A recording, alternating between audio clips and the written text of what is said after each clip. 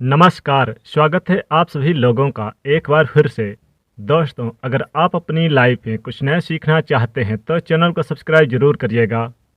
दोस्तों, आज हम बहुत ही रहस्यमयी प्रसंग लेकर आए हैं। दोस्तों, चाहे कुछ भी हो जाए, खास करके करवा चौथ माता को करवा चौथ के दिन भूल कर भी ये 3 चीज़ें कभी ना चढ़ाएं, नहीं तो घोर अनर्थ हो जाएगा। ऐसी पूजा कोई भी सुहागिन महिला ना करें। करवा चौथ का व्रत खंडित हो जाता है और आपके पति का जीवन संकट में पड़ सकता है।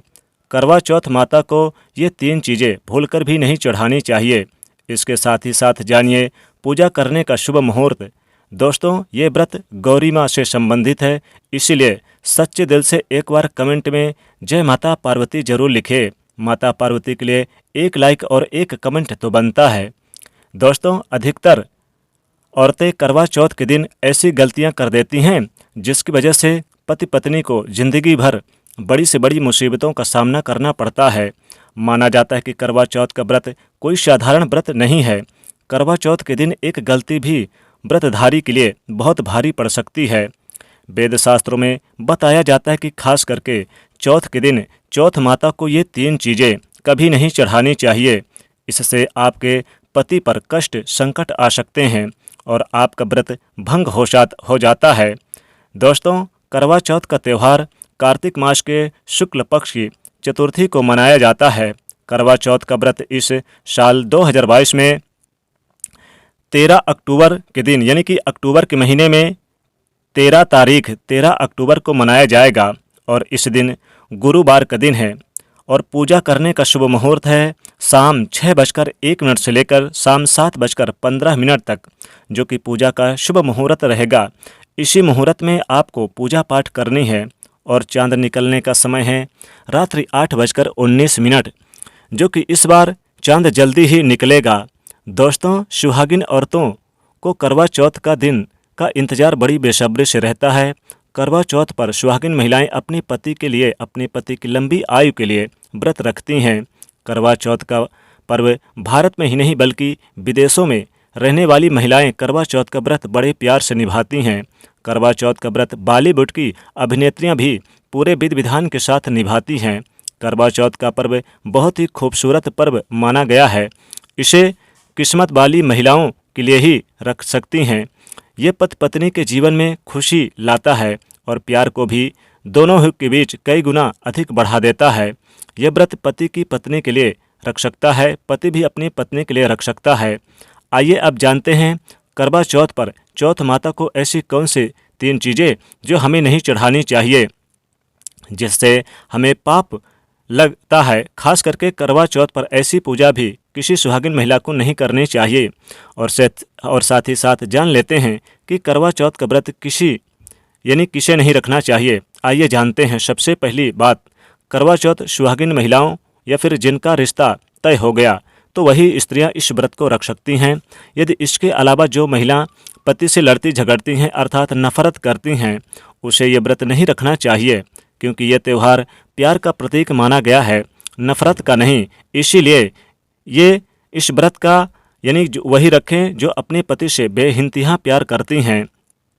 करवा चौथ के व्रत में इस बात का भी ध्यान होना चाहिए कि स्त्रियां काले और सफ़ेद रंग के वस्त्र बिल्कुल भी ना पहने।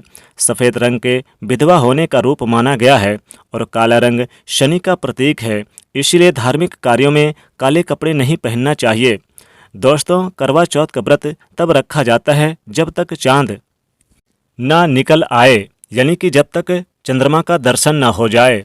वेद शास्त्रों के अनुसार माना जाता है कि पत्नी अगर बीमार है तो उसके पति व्रत रख सकता है। किसी महिला को यदि इसके अलावा मासिक धर्म आ जाए तो महिला पूजा पाठ में तो शामिल हो सकती है, लेकिन ईश्वर की प्रतिमा को छू नहीं सकती।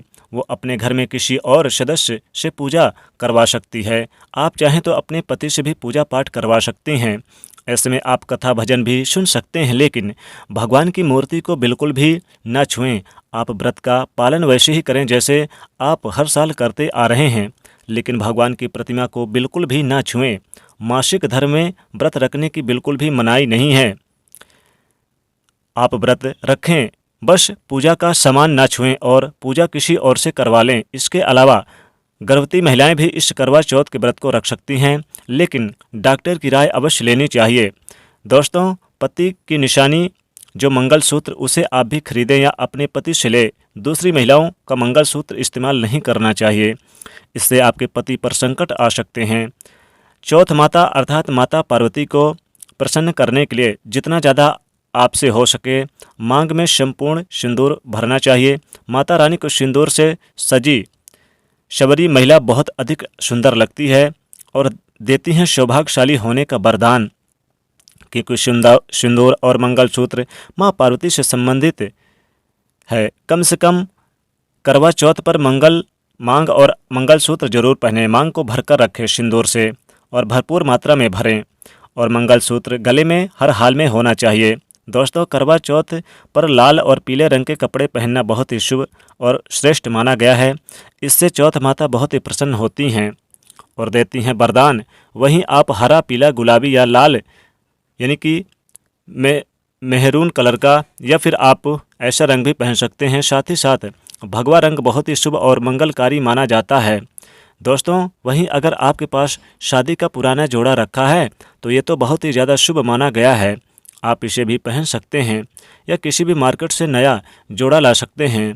दोस्तों, चौथ माता को करवा चौथ के दिन क्या न चढ़ाएं, आइए जानते हैं। दोस्तों, जब आप करवा चौथ के दिन पूजा का सामान खरीदें तो याद रखें यानी कि सीखे की या तिल्लियाँ टूटी हुई नहीं होनी चाहिए। इन सीखों की संख्या 7 भी हो सकती है और कुछ औरतें 8 भी इस्तेमाल करती हैं। वहीं जब आप बाजार से करवा खरीदें तो करवा चटका हुआ नहीं होना चाहिए। टूटा हुआ तथा चटका हुआ करवा चौथ माता को चढ़ाने से आपका व्रत खंडित हो सकता है, नष्ट हो सकता है, टूट जाता है, क्योंकि चटका करवा खंडित माना जाता है। वहीं जब आप चलनी यानी कि जो चलनी आप जिससे चांद को देखती हैं तो इस बात का ध्यान रखें कि चलनी भी यानी कि टूटा हुआ नहीं होना चाहिए। अगर टूटा हुआ है तो उसे आप तुरंत बदल दें, नहीं तो ये अशुभ माना जाता है। और साथ ही साथ जो आप सामग्री चूड़ी वगैरह सुहाग की सामग्री आप चढ़ाएंगी चौथ माता को तो इस बात का ध्यान रखें कि चूड़ियाँ वगैरह टूटी हुई नहीं होनी चाहिए, यानी सही सलामत होना चाहिए। चूड़ी चटकी हुई नहीं होना चाहिए। और जो मटका है यानी कि जो आप इस्तेमाल कर रहे हैं करवा, वो करवा भी चटका हुआ नहीं होना चाहिए। जो सामान आप इस्तेमाल करें बिल्कुल स्वच्छ होना चाहिए, इस बात का ध्यान रखना चाहिए। साथ ही जो चलनी होती है चलनी बिल्कुल सही होनी चाहिए। अगर ऐसी इन बातों का ध्यान रखते हैं तो फिर आपके ऊपर चौथ माता की कृपा बरसेगी। कभी भी आपके घर में किसी प्रकार की कोई कमी महसूस नहीं होगी।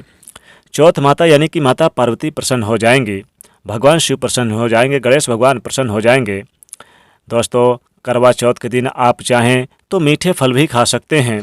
बाद में जैसे कि इस दिन आप अपने पति के हाथों से पानी पिएं, बाद में आप खीर वगैरह खा सकते हैं, लेकिन व्रत होने के पूर्व यानी कि व्रत करें कि जब आप शाम को चंद्रमा की पूजा करेंगे उसके बाद ही आपको व्रत का पारण करना है। चंद्रमा को अर्घ देने के बाद फिर आप यानी कि व्रत का पारण करें। फिर आप यानी कि इसमें जो भी आप हलवा वगैरह खीर वगैरह जो भी आपने बनाई है पूड़ी वगैरह, फलों में आप यानी कि इस दिन सेव खा सकते हैं, अंगूर खा सकते हैं, केले खा सकते हैं। साथ ही साथ इस दिन सीताफल जरूर खाना चाहिए। सीताफल खाने से आपको लाभ होता है, लेकिन कुछ चीज़ें ऐसे जैसे कि इस दिन ना खाएं, जैसे कि लहसुन प्याज से संबंधित कोई चीज़ ना खाएं और इस दिन नाशपाती ना खाएं। ध्यान रखिएगा, नाशपाती ना खाएं और लहसुन प्याज से बनी चीज़ें ना खाएं, नहीं तो व्रत टूट जाता है। चौथ माता नाराज़ हो जाती हैं। तो आपको यानी कि लहसुन प्याज से संबंधित और नाशपाती फलों में नहीं खाना चाहिए, इस बात का विशेष ध्यान रखें। तो दोस्तों, कमेंट में ज़रूर लिखिएगा जय माता, और साथ ही साथ वीडियो को लाइक करिए, शेयर करिए, चैनल को सब्सक्राइब जरूर कर लीजिएगा। जय माता पार्वती, जय शिव शंकर।